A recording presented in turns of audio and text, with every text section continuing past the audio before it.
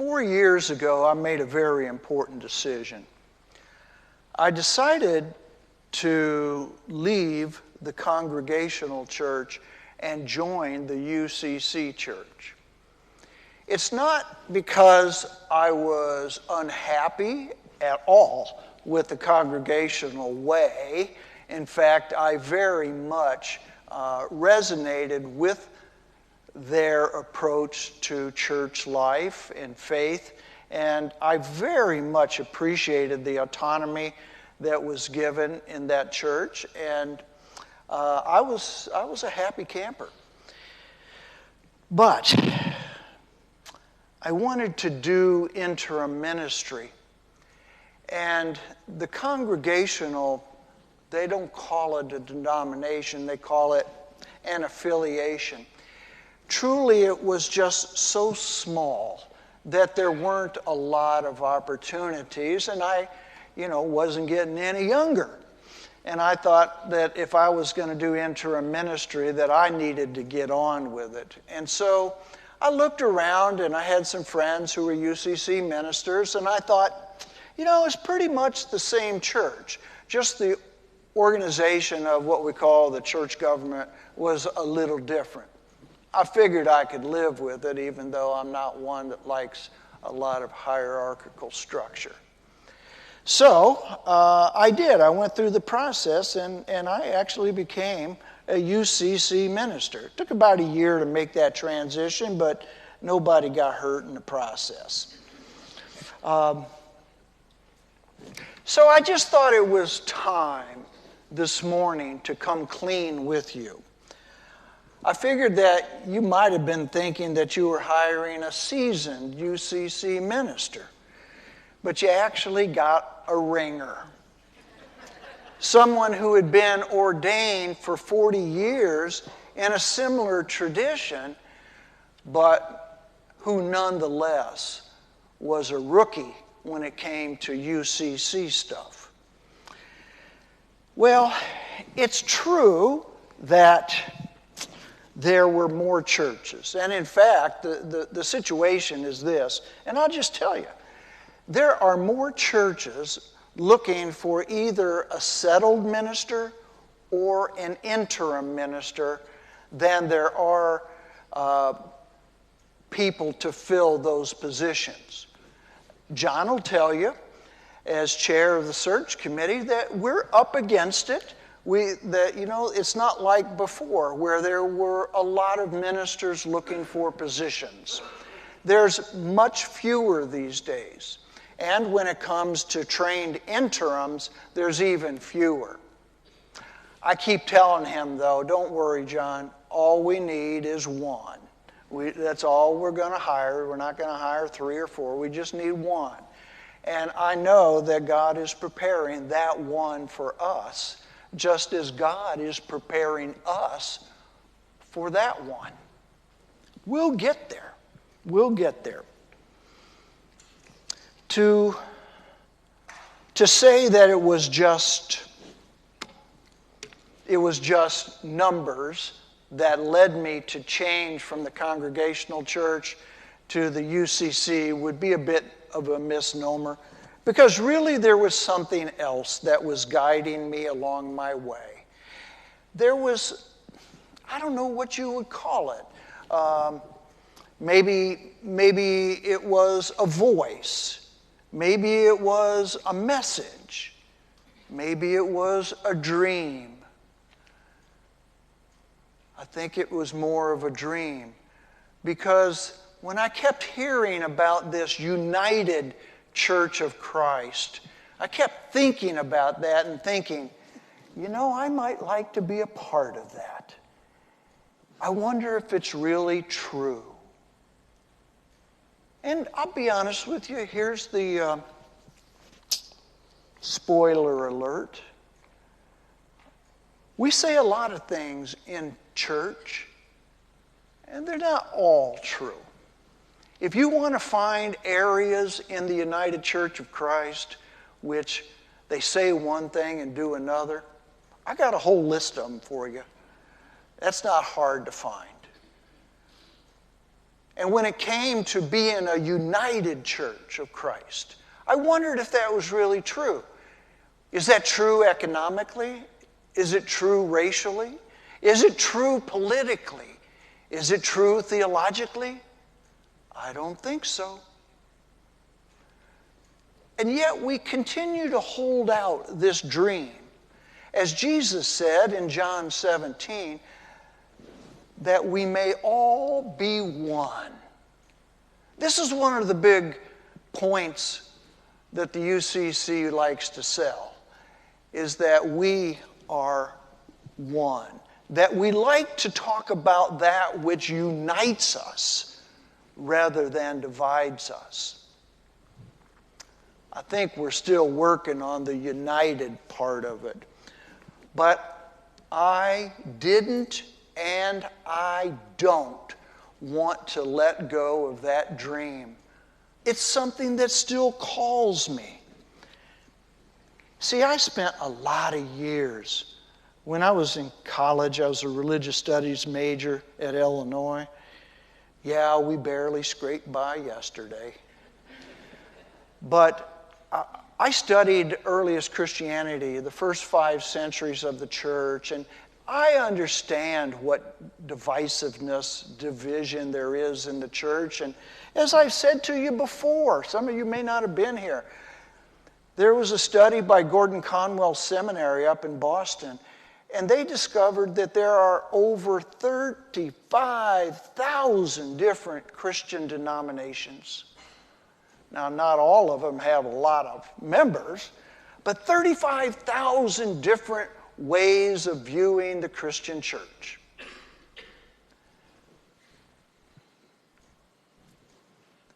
That's a lot of division. That's a lot of division. And I'm not sure why we do that. Did I ever tell you that story about that fella that was stranded on a deserted island? Oh, yeah, down there in the Pacific. He had been stranded for a couple of years, and one day he saw this freighter out there on the horizon making its way by, and he quickly got some wood, and he was able to get a fire going and put a little blanket over it, and he was able to get some smoke rising. And sure enough, they saw the smoke coming from this little island, and so they sent a rowboat with a couple of sailors in it to the island. When they got ashore, this fellow that had been stranded rushed over to him and was just overjoyed that they had come to rescue him. He gathered up a few of his belongings and said, "I'm going home." And they said, "Well, could we ask a favor?" He said, "You can ask anything you want." They said, "You've been here how long?" He said, "A couple of years. I've lost track of time." And they said, "Well, before we head back to the ship and get you back to civilization, can you show us around and kind of show us how you've been living?" He said, "Well, I'd be happy to do that." He brought him over to this part of the island. He said, "Well, this is where I've lived." Sure enough, he had a few huts, and he said, "This right here, this is where my little shed where I would clean fish that I would catch. And this here, this was my house. I built this house." And they said, "Wow, that's pretty good." And they said, "In this building here, well, you can see with the cross, that's my church. That's where I would worship every Sunday morning." And they said, "Well, what about this building back here? That's got a cross on it too." And he said, "We don't talk about that." He said, "That was the church I used to belong to before I got fed up and left." If you want to find reasons to be divided, have at it. Have at it. There are lots of reasons. You can start with the minister. There's lots of reasons that things won't always feel great. But I guess I tell you that story just to say we're not always going to be exactly on the same page, are we? We're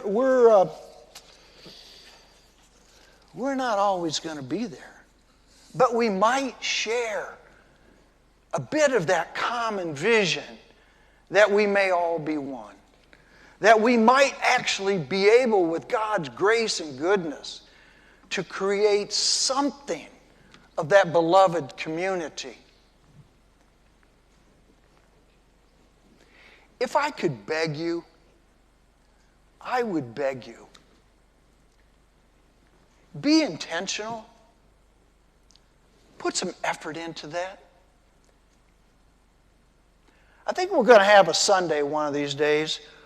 We'll have a sign on the door, and it says, "Not allowed to sit in your same old seat." You have to switch. If you've been this side, you have to sit this side. I'm sorry, Dave, you're going to have to sit over here where Judy's sitting. And just switch it up. Marion, you're going to have to find somebody else to sit with besides your buddies here. And those in the back, you're going to be up front, and you guys are going to have to move in the back. And what I would beg you to do would be to find somebody new and shake their hand and say, "I'm Jim. What's your name? I've seen you for so long." "You're Susan? Hello, Susan. I'm Jim." And get to know one another. I would beg you to do that. How many of you have gone up to Frank and Judy, Melissa and Al and RJ? They just joined last week. Have you welcomed them? Have you been a part of that extravagant welcome we talk about in the UCC, or is that just theological lip service?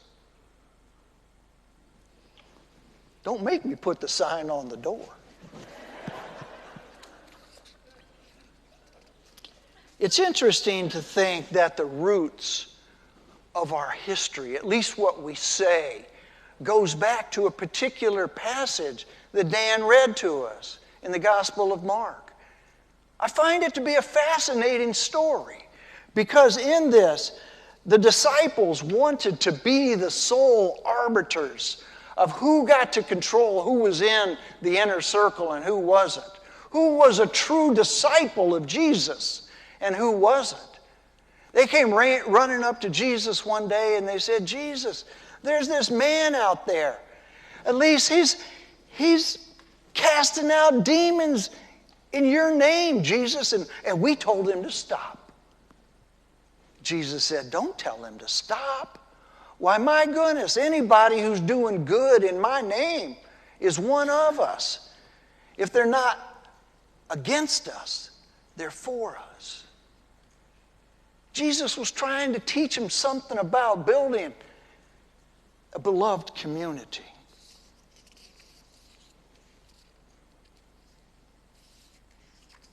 I have so much good stuff here to share with you today.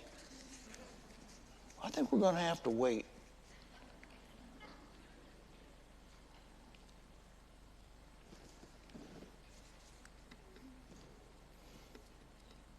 When Jesus says, "Don't stop them. Don't you see, they're one of us. Mike's one of us. Barbara's one of us. Marcia's one of us. As long as they're doing God's good in the world, they're one of us."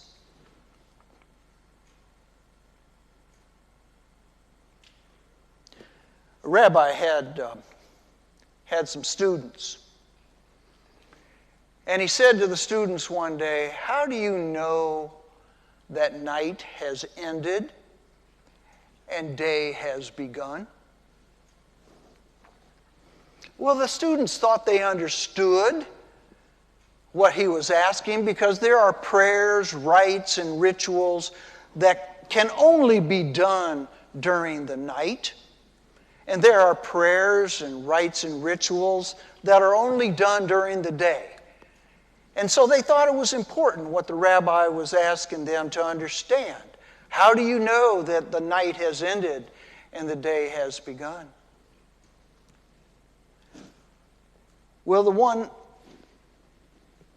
top student said to him, Rabbi, it's when I'm out and walking about and I can tell where my field begins and my neighbor's ends. I can distinguish between my field and that of my neighbor. And that's when I can tell that night has ended and day has begun. Second student said, Rabbi, it's when I can distinguish my house from the house of a neighbor. And I can see clearly that this is my house and not my neighbor's house. Third student said, Rabbi, for me, night has ended and day has begun when I can look out into the field and I can see an animal. And I can distinguish whether it is a horse, a cow, a sheep. The fourth student said, Rabbi, I can tell when night has ended and day has begun when I look out into a field and I see a flower. And I can see the different colors, blue and red and yellow. That's when I know that night has ended and day has begun. The look on the rabbi's face was very troubled. And he said, no, don't you understand? All you can do is separate and divide.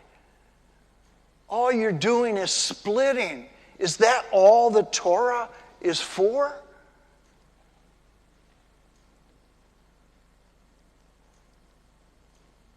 They said, Rabbi, tell us. Then tell us how we can decide if night has ended and day has begun. And the rabbi gently and kindly said to them, it's when you can look at the one who is next to you and you look into their face and you can tell that that one is your brother or your sister.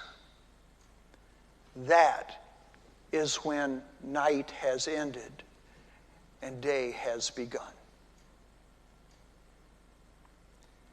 Let's continue to build a beloved community here on Marco Island. I beg you. May God bless you. And may God bless United Church of Marco Island.